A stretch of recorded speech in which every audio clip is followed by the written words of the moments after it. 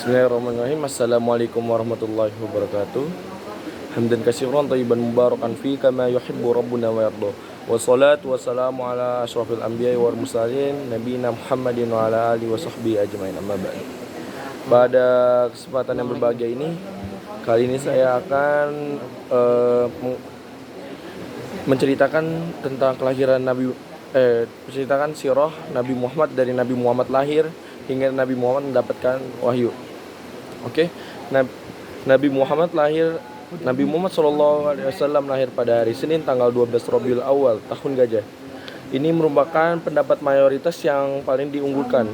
Menurut para sejarawan, tahun Gajah bertepatan dengan 570 atau 571 Masehi. Alasan dibalik penamaan tahun Gajah berkaitan dengan serbuan pasukan gajah yang berada di pimpinan Gubernur Jenderal Najasyi Habasyah di Yaman bernama Abraham bin Sabah. Kedatangan mereka kota Makkah untuk menghancurkan Ka'bah. Peristiwa itu terjadi sekitar 50 hari menjelang kelahiran Nabi Muhammad SAW. Nabi Muhammad SAW lahir dalam keadaan yatim. Ayah beliau yang bernama Abdullah bin Abdul Muthalib meninggal saat Rasulullah SAW masih berada dalam kandungan sang ibu Aminah binti Wahab. Pada Rasulullah kecil, Rasulullah didatangi malaikat untuk dibersihkan hatinya. Peristiwa ini terjadi saat Nabi Muhammad SAW tinggal bersama ibu susuannya Halimah As-Sa'diyah. Rasulullah SAW dan anak Halimah yang bernama Abdullah kala itu sedang menggembala kambing. Tiba-tiba dua malaikat mendatangi dan membawa Nabi Muhammad SAW agak jauh dari tempat beliau menggembala. Abdullah sambil tergopoh-gopoh dan menangis menceritakan kepada ibunya bahwa Rasulullah SAW ditangkap oleh kedua orang laki-laki berpakaian putih. Keduanya membaringkannya, lalu membelah perut Nabi SAW dan membolak-balikan atasnya. Nabi Muhammad SAW yatim piatu saat berusia 6 tahun. Sekitar usia 6 tahun, sang ibunda wafat. Nabi SAW menjadi yatim piatu selepas itu. Menurut riwayat Ibnu Abbas, ibunda Nabi Muhammad SAW wafat saat dalam perjalanan pulang ke Makkah. Usai mengajak Nabi SAW menjenguk paman-pamannya dari Bani Adi bin An-Najir di Madinah. Di sana tempat sang ayah dikebumikan. Dan setelah itu Nabi Muhammad diasuh oleh Abdul Muthalib selama 2 tahun. Namun sekitar 2 tahun berselang Abdul Muthalib wafat. Lalu diasuh oleh pamannya Abu Thalib dan ikut berdagang. Nabi Muhammad SAW kemudian diasuh oleh paman dari jalur ayah yang bernama Abu Thalib. Bersama pamannya ini Rasulullah SAW banyak belajar ketekunan dan kerja keras. Beliau bahkan ikut pamannya berdagang keluar Mekah.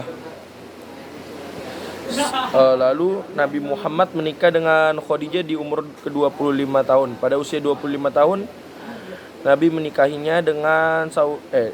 dengan saudagar bernama Khadijah binti Khuwailid bin Asad. Khadijah radhiyallahu anhu memiliki nasab mulia di tengah-tengah kaumnya. Ia adalah wanita yang bijak, cerdas dan segala kehormatan Allah Subhanahu wa taala berikan kepadanya. Menurut Ibnu Hisham, mahar pernikahan Rasulullah SAW saat itu berupa 20 ekor unta betina muda. Dan Khadijah radhiyallahu anhu adalah istri pertama Rasulullah SAW. Dan beliau tidak pernah menikah dengan wanita selain Khadijah hingga Khadijah radhiyallahu anhu wafat.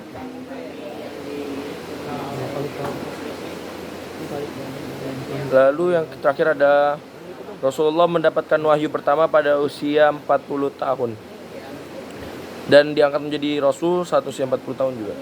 Saat berusia 40 tahun Rasulullah SAW melakukan uzlah di Gua Hira. Sayyid Qutb dalam tafsirnya mengatakan Nabi SAW memutuskan untuk uzlah atau menyendiri. Rupanya sudah menjadi skenario Allah Subhanahu wa taala dalam mempersiapkan menjadi seorang rasul. Dalam kesendirian dan kesunyian itu, malaikat Jibril mendatangi Nabi Muhammad SAW untuk menyampaikan wahyu pertama. Menurut sejumlah pendapat, turunnya wahyu ini terjadi pada 17 Ramadan. Ada juga pendapat lain, wahyu yang pertama kali turun kepada beliau adalah surat Al-Alaq ayat 1-5. Pada saat Rasul menyendiri, malaikat Jibril mendatanginya lalu memeluknya. Lalu Rasulullah kaget, lalu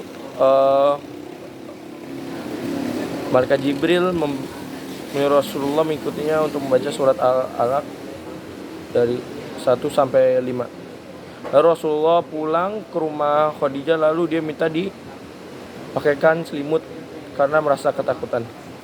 Mungkin sekian dari saya untuk cerita Nabi Muhammad SAW. Sekian dari saya, wabillahi taufiq wal hidayah. Wassalamualaikum warahmatullahi wabarakatuh.